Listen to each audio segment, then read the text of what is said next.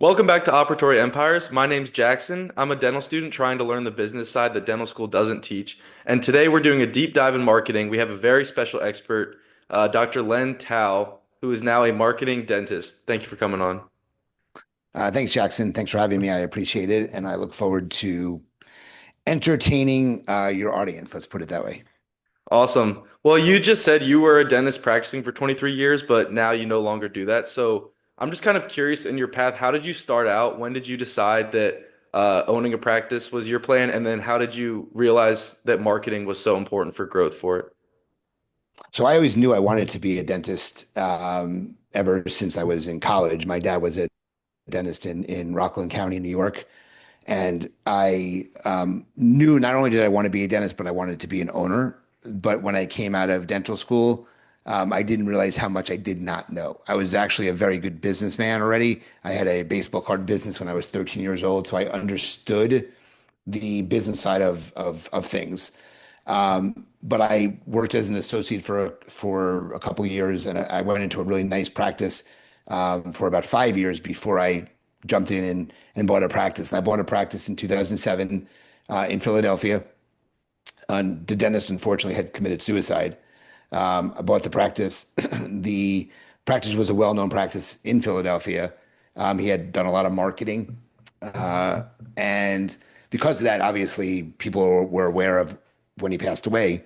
And when I bought the practice, I convinced the team to stay. I bought the building, I gutted the building, um, and I created what I wanted to envision in a practice.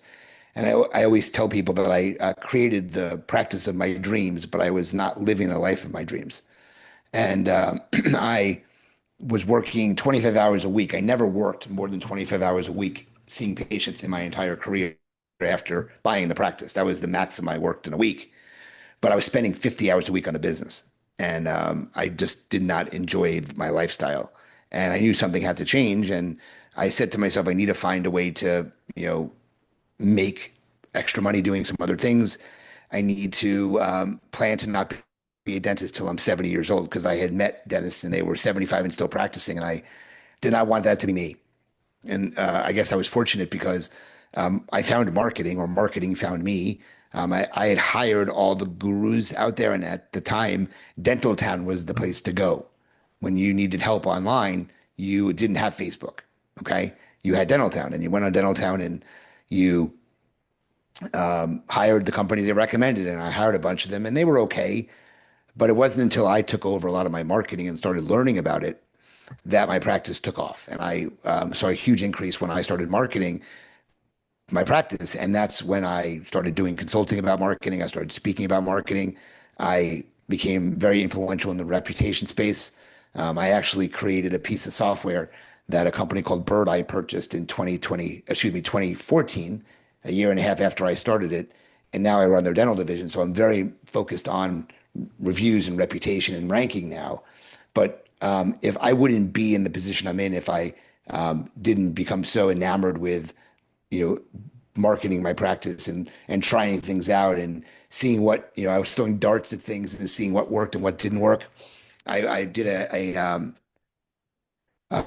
commercial or a marketing campaign with the Phillies, the Philadelphia Phillies, and lost a ton of money. I literally didn't get one patient except the guy who sold me the ad felt so bad that he became a patient of mine and did Invisalign in the practice. But I lost lots of money, but I was very successful overall, and that's part of the reason why I'm in the position now, where I teach marketing to dentists all over the country. But what's crazy about it is I never really took a marketing class in my entire life.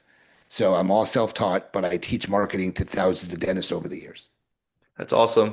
So you did a marketing campaign with the Phillies. Was that like where you became the official dentist of the Phillies, or was it just something through them? I'm just kind No, of so there curious. was so Greg Luzinski was a former Philadelphia Philly, and he had a radio talk show on one of the channels that was not far from my office, and I sponsored that session, which got me sponsoring the Phillies. I got a half season ticket package. I got all these mentions on the talk show. I got to go to the sessions and meet a bunch of the players. I'm a baseball fan, so it was kind of neat for me, but it didn't result in any patients, unfortunately. Yeah. Yeah, I'm sure maybe there was a day back like a while ago where that thing would have worked, do you think? Or do you think it's just changed so much now with how people market or how people, I guess, what they give their attention to? Like when I'm at a baseball game, I never really look at the billboards or anything they're advertising. Well, it wasn't even that. It was literally it was just it was on radio for their Oh, radio okay. talk show. It had nothing to do with the actual. I didn't have my ad up anywhere. But you mentioned that have things changed. Things have changed dramatically. If it wasn't working then, it most certainly would not work now. Yeah. Okay, things that worked then are still working now. But the fact that I was totally. I mean, I would put that as a negative 100 out of 100 in terms of how effective it was. So I lost a ton of money doing it. If it wasn't working then, it most certainly wouldn't work now. So I don't think I think people's buying patterns have changed. The way they make decisions have changed. There's something called the ZMOT, which is called the zero moment of truth, which is a term that Google coined back in 2011 on when people make decisions, how they start their buying cycle, when do they make that purchase decision. So the ZMOT, the zero moment of truth, you have to be in front of them at that point or you're not going to be chosen. So marketing has changed dramatically over the years. I've never been a real big fan of what we call traditional marketing.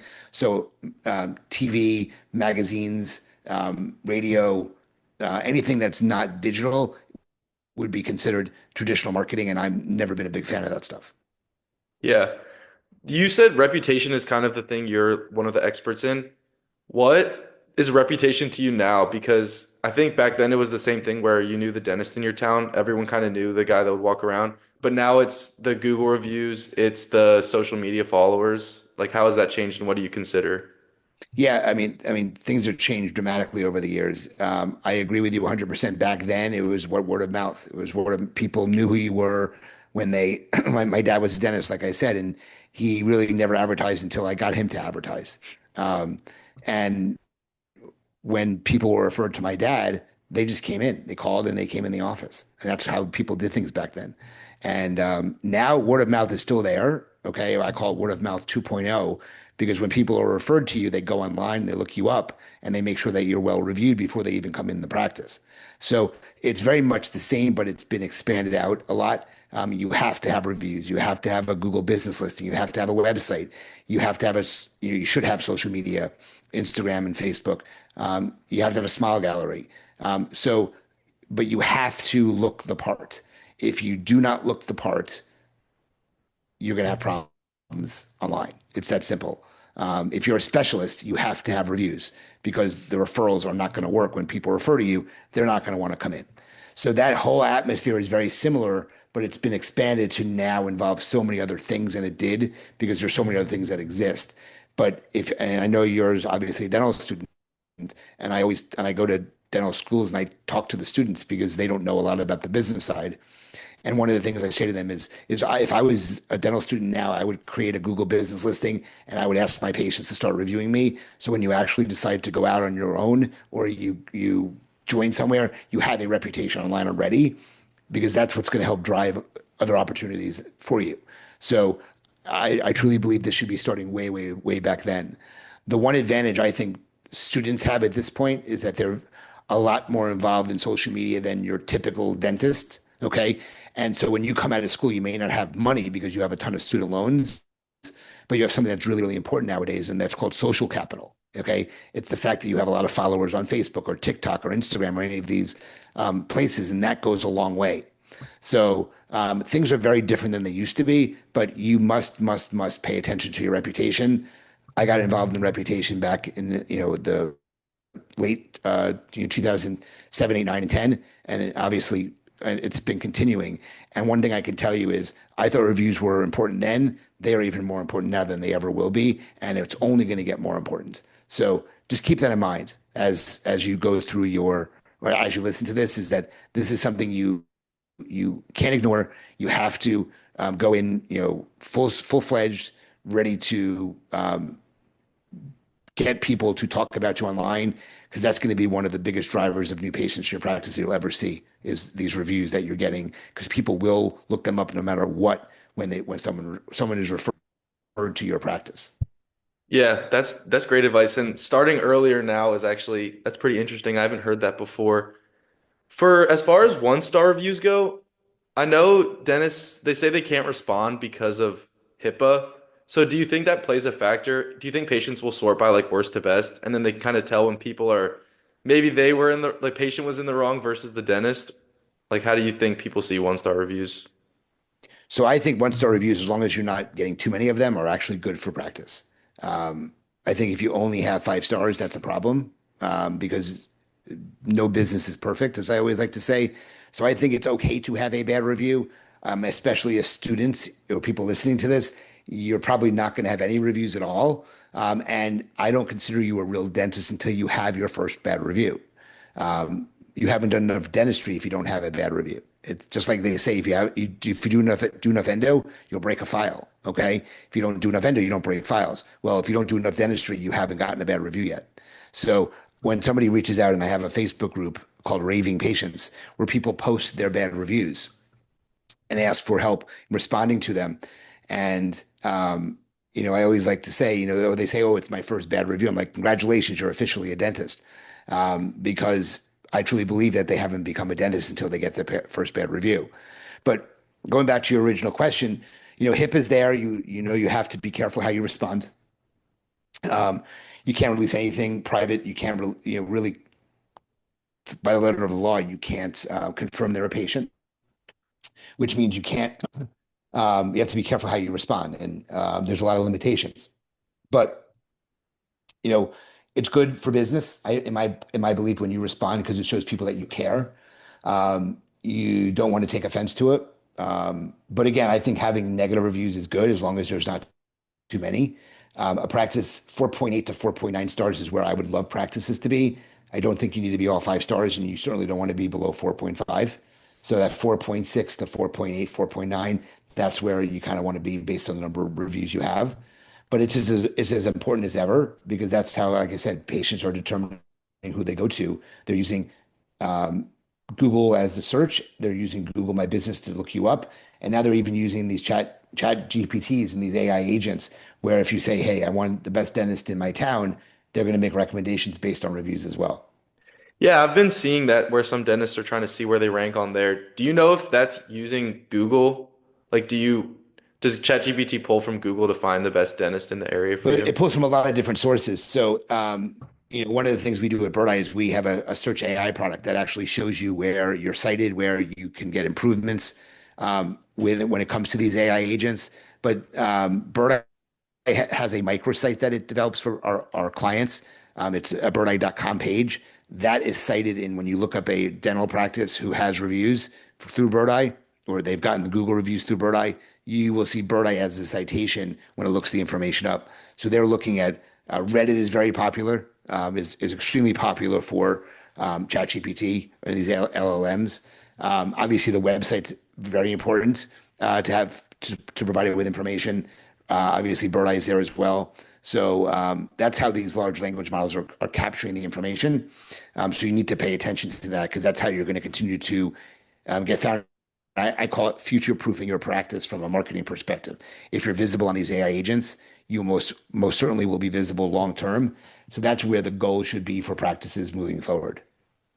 Yeah, it seems like a lot of the patient conversations happen. Like I'm in my hometown Facebook page, and every day there's at least one post asking about a dentist, like what's the best dentist in this area. And I've even seen something called like I think it's forum scraping is another new marketing thing. I'm not sure how patients feel about it, but it's when someone posts, you have like a bot in there immediately send them a DM about your practice or something like that. Have you heard about that, or what do you think about That's that? something I have not heard of. So you said it's called forum scraping. Yeah, I think so. I I've think not heard. it's, I'm not sure it's too popular. I'm not sure how someone would feel about that, but maybe they would like it. Who knows? Yeah, I think Facebook groups are important to get into. And like for pedo practices, you go into the local moms groups and be part of the community. I think that's a really important way. I mean, those are a great way to get referrals. People trust what other people say. So I Yeah, think that's a really good referral way. I mean, a marketing way is to get into these groups and converse and, post stuff. That's a great way to get patients.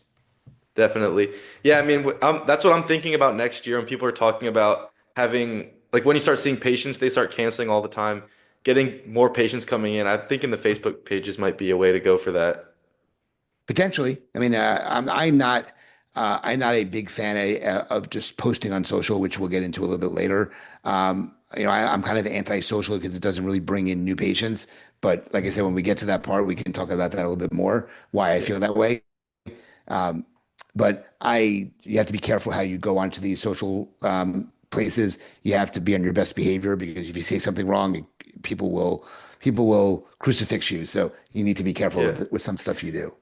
Yeah, do you mind actually getting into that? Maybe we can get into that now, just a little bit on what you like, how you feel about social media, because uh, I feel like we all see the big dentists that it's worked for, but have you seen it not work for a lot of dentists? Yeah, I mean, look, social media has its places in dentistry. I think it's a good place to inform the conversation. That's what it's there for. You're part of the conversation. To actually get new patients from it, unless you're paying for it, uh, which is not social media anymore, it's social advertising. So Mhm. social media is when you're in the practice, you're posting images, you're posting cases, you're posting, reviews from patients. Social media. When you actually are paying Meta and Instagram and all these other places to get you more visible on those agents by paying for position, it no longer social media. It's actually social advertising. So from social media, you're not going to get that many patients from social media. You're going to get your patients from social advertising. So I think Gotcha. it's important to post, but don't do it in the expectation that you're going to have new patients coming in because it's very hard to get new patients from just posting on social media. Gotcha. That's interesting. So, do you think that that's something that dentists get wrong about marketing? I feel like a lot of people think that the social media is maybe not a fast track, but sometimes they do think it's a fast track to getting more patients. Along with that, what are other like channels of marketing you've seen people try that maybe aren't successful or aren't as successful as they used to be?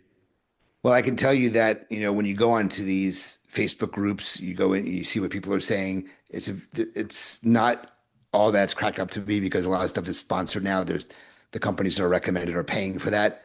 So you need to be careful, just a word of wisdom there. Don't always believe what is being said. There are some very good companies in the industry, but there's also some other ones that are very unscrupulous, and I wouldn't want to get in bed with those companies. Um, so when it comes to, like I said, social media, I am anti-social from a new patient perspective. Okay. Like I said, I think it's important. I think it's important to inform the conversation, make people know you're in the community, but don't expect to get new patients from it. Some other things that, I think are, I don't want to say over talked about or not talked about enough, however you want to look at it. I think if I was to focus on the most important aspects, first, the things you need to do, you need to have a really well run website. You've got to do really good SEO. You need great reviews. And I think to future proof your practice, you have to get onto these AI agents. You have to be set up so when someone types in, "Hey, I'm looking for a dentist in my town. Who would you recommend?" You need to show up in that ChatGPT search. So I think that's definitely more for the future, but you have to put it on your radar. I already mentioned I don't think that how should I say I don't think that you need to or should focus on traditional marketing, okay? Unless you're in a town that's proven that, hey, yellow pages, you'd be dumb to go into, but there's some towns that yellow pages work. I'm not a fan of postcards, okay? Postcards, I did one campaign, didn't work for me. Again, how many people read magazines? How many people read newspapers? I mean, it's all online now. So Right. again, those are things that I would not necessarily do. I don't find them that well received. I never found success with them. My clients have really never found success with them. So I would be cautious when it comes to those. I would focus attention on more of the digital marketing. But interesting enough, one of the biggest ways people market, and they don't look at it as a marketing expense, is that they take dental insurance. Taking dental insurance is a form of marketing, but nobody looks at it that way. When you take Right. dental, when you are a participating provider for dental insurance, you're getting your fee cut could be a third to a half when you take these insurances, and you're doing that to have the patient come into your practice. So that is a form of marketing, no matter how you look at it. Yeah. Okay, what I would rather have practices do is take a. I mean, look, if you're $1 million practice and you're in insurance, you're probably writing off $400,000. Okay, I'd rather you take a quarter of that, $100,000, and put it into marketing and drop insurances. You'll make more money and you'll work less and you'll be less stressed. But nobody wants to do that. They don't want to take that chance. They don't want to lose patients. But that's the mentality that you need to have because if you get all these insurance patients, you're going to work harder. You're not smarter then, you're working harder, and you're not making anywhere near the money you would make. So again, I look at it as a marketing expense, not as insurance participation. Yeah, that's a really interesting way to look at it, where because their whole thing is that we'll give you all these patients, but you have to take our discounted rate, and that is pretty much just marketing. I just wanted to go back a little bit. You were talking about websites, and I know reviews are important, and I kind of agree. Like when you look at a restaurant and one has 5 stars, but it's 20 reviews, and one has 4.8, but it has 1,000, you're probably going to go to that place. As far as SEO, can you go a little bit into more of what that is for people that may not know and how you build a website that helps with that? So that's a pretty interesting question. So just to be clear, SEO is called search engine optimization. And what you're doing is you're optimizing your website to be found higher when someone's searching in the organic rankings.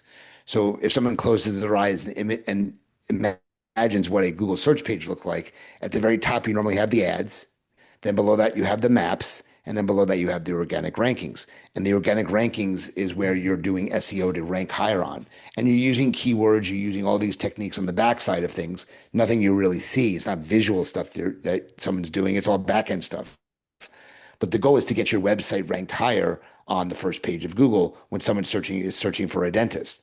Now, I think you need to do a website. Yeah, I already said you need to have SEO on there, some SEO. I think you have to put more eggs in the basket when it comes to local search because we are all doing local searches. Dentist near me, restaurant near me, coffee near me. That's a local search, which is only going to be a couple of miles around where you are, and that's where you need to be found. So we call that local SEO or local search optimization, and that's the way people are going to find you now and in the future. Yes, you have to do website SEO as well. It's an omnidirectional marketing campaign, but you definitely want to spend more time focusing on the local stuff than your website, in my opinion. Yeah. So I'm in Baltimore right now. Do you think that have you found that using the name of the area you're in has helped? Because if my practice is Baltimore dentistry and someone says, dentist in Baltimore, would I pop up first? There's some validity to that. I don't like using that type of stuff in my name. Um, like a town. My practice was Pennsylvania Center for Dental Excellence. Now people aren't searching for dentists in Pennsylvania, so that didn't help it there. There's an interesting thing that there was a restaurant, a sushi restaurant in Texas that the name of their restaurant was Sushi Near Me. And so when everybody typed in sushi near me, they obviously came up close around there where the restaurant was. So I was waiting till a dentist finally did it, and a dentist finally did do it. And there's a dentist practice named Dentist Near Me. So I think that's brilliant marketing. Yeah. I think it's really cool that they did that. So again, I'm not a big a fan of S. I think you need to do it. Yeah, I would focus the attention on the local SEO rather than the website SEO. Just again, just my opinion. Yeah. So if uh like say I bought a practice when I got out and there was three things that I could do to market my practice, or just the top thing that you think I should do to market my practice, what are the things that you rank highest? So I think first and foremost, I think you need to have a really well maintained website, constantly being updated with information, not overpowering with number of pages, providing the information that you think readers want. You have to be able to do SEO on there. There's no way around that. Okay. You don't have to go all fancy with the website, something that looks nice and clean. I think are really important. You have to have the information that someone wants on your website. You have to have it visible to them. So the name of the practice, the address, the phone number, email address, all that stuff needs to be very visible. Okay, because that's what you want to really help the user interface. The better the interface online, the easier it is to basically convert that into a patient. Okay, you want to make sure you have AI enabled chat. I think that's a must nowadays, where you have on the lower right hand side an agent pops up and you can ask it questions. They can help book an appointment. They can connect you with the team. I think that's really important for lead flow. There are a number of companies that handle those for you for the practices, but you have to have an AI agent. You don't necessarily need on the phone handling phone calls, but those AI agents now can do stuff you could never imagined before. I've seen some demos recently of some cool products. It blows me away what it can do. So I think you have to have website SEO. I think you have to do an AI agent. You must have Google reviews. That's so important. It's ridiculous. You must have consistent data online. So your name, address, and phone number must be consistent, um, because you want to make sure that Google trusts the business, and that's one of the biggest ways they trust you is when the information is consistent. So those I think are the must dos. I would have a social media account. You don't have to post every day. You can post. I'm going to recommend Facebook. I'm going to recommend Instagram. Obviously, there are some other ones, Snapchat, and TikTok and stuff. I've never really been involved in those directories or those sites because I'm a little bit older. But obviously, if you got involved early enough, you have a ton of followers, and that may be helpful for the practice. But I would definitely be cautious on what you get yourself involved with there. I'd rather you be on a couple and dominate rather than on every single one of them and post nothing. Yeah, that seems like a good way to go. Google seems like from what I do a lot of times, it's like where I go for reviews and things. But is Yelp still important, do you think? Is that something that people still are on? That's a really good question. I just had a demo with a dentist in California, and he was asking about Yelp. So Yelp is really only going to be important in certain cities. So if you're in California, the state, it's important. Okay. If you're in Chicago, Miami, New York, Dallas, Seattle, those types of cities, not Philadelphia, because Philadelphia is never a big Yelp area. But if you're in one of these very large cities, Yelp can be important. But I want to be very clear. Patients don't go on Yelp and search for a dentist. They're going to search for a dentist and then look you up on Yelp to see what your reviews are. So it's a very, very different way of doing it. So yes, Yelp is important, but only if you're in those cities. If you're not in a big city or in and around a big city, Yelp is going to do nothing for your practice. Gotcha. Yeah, because I'm in Maryland, so I think it has been big, but it is interesting that it's location dependent because Google is obviously universal. ChatGPT is starting to become universal.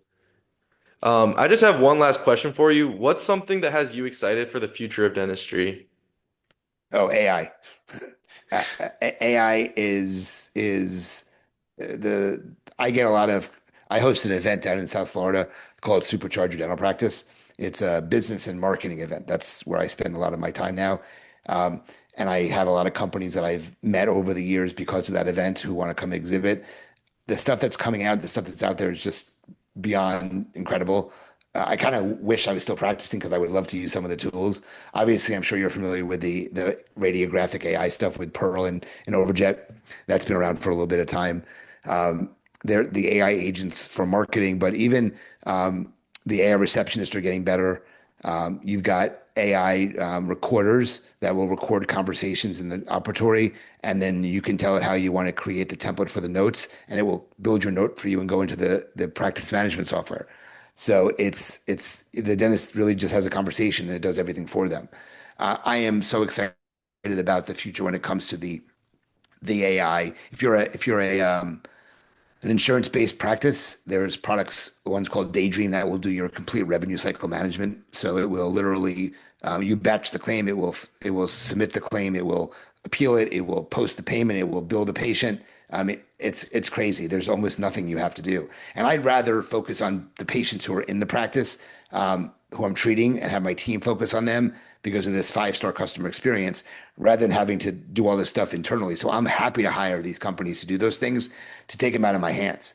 So back to your original question, I am beyond excited about what AI is going to look like now. And just in the few years AI has been out, can you imagine what it's going to look like 3 years from now? It's gonna be crazy. I'm really excited about that too because obviously I'm gonna be graduating in a couple years. So once I get out, it'll be wild. And people always say, to the dental students now, they tend to be kind of pessimistic. Like it's very expensive now, dentists are making less, and those things are true. But we've also never had more tools at our hands to like make us more productive than ever, like with these AI receptionists. I've heard some calls from it and it's insane. It sounds like a normal person. They can schedule you, take your insurance, whatever. So that's something I'm really looking forward to in the future. Yeah, like I said, I think it's so good now and it can only get better. So, like I said, I am every time I get a call from an AI company, like, yes, tell me about your product. I want to learn more. So, it's kind of where my direction in again, even for searching, everybody's going to start using these AI agents to find out more information about your practice. So, anything that I'm involved with on the marketing side is going to be very heavily AI. But even in the practice, there's so many AI tools you got to pay attention to it. It's very important for practice growth and sustainability. 100%. Awesome. Well, thank you so much. If people want to find you, where should they look? Honestly, they can find me all over the place. So my cell phone number and my email address are everywhere. So I'll be happy to give it. So my phone number is 215-292-2100. My email address is len@drlentau.com. I have a website, drlentau.com, and there's all this information to contact me. I have a Facebook group called Raving Patients. It's we have about 7,000 people in there. It's all about dealing with reviews and how to respond and those types of things.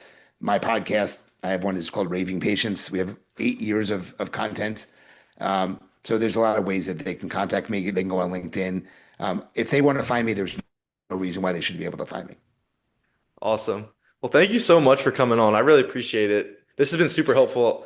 Marketing, obviously, it's something they never teach in dental school and as you saw, as you've worked with dentists, I'm sure you realize that no one really knows anything about this, especially as the landscape's changing. It's good to have someone on that knows everything about this stuff. So I appreciate it. Well, I was excited to share with your audience, and I love mentoring young, we'll call them dentists, let's call them young dentists. But if anybody has any questions, they want to learn more about how I can help them or learn more about my events, Supercharger Dental Practice, feel free to reach out. I'm happy to engage them in conversation.